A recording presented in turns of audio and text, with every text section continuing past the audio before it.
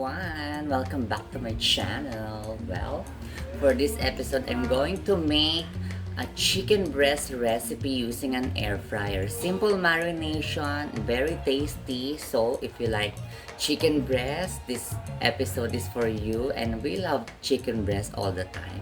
We love breast. But anyway, don't forget to subscribe to my channel, and I hope you learned something from this episode.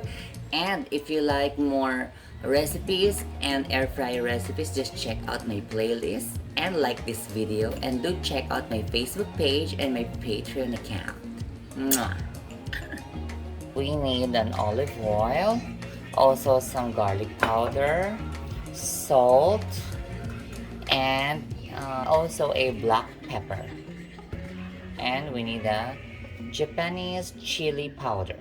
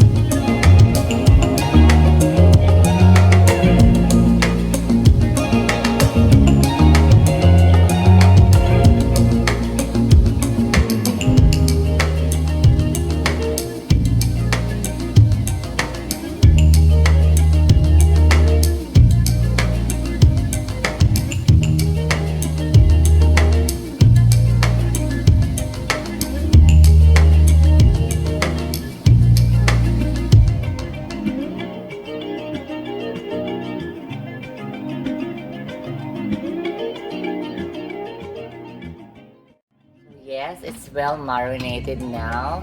All together, our 2 chicken breasts. Leave it for 30 minutes para more tasty. Just 30 minutes, just leave it like this before we do the air frying process.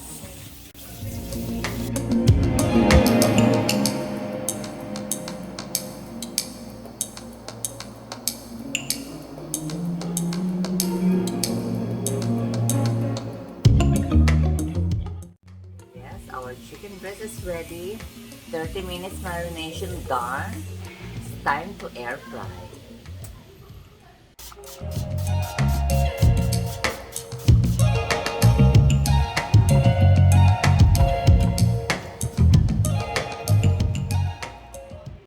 So yes, let's start air frying. Let's do it. 200 degrees Celsius first 15 minutes.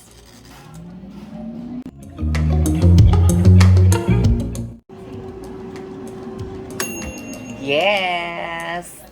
15 minutes done. Let's see. OMG. Well, we need to cook it a little bit more.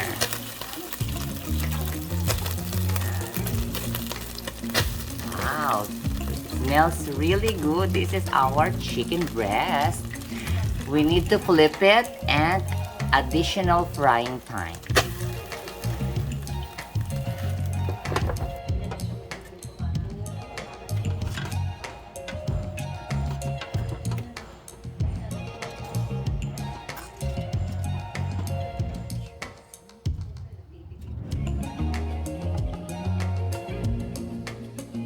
Degrees Celsius, additional 10 minutes. Total cooking time 25 minutes.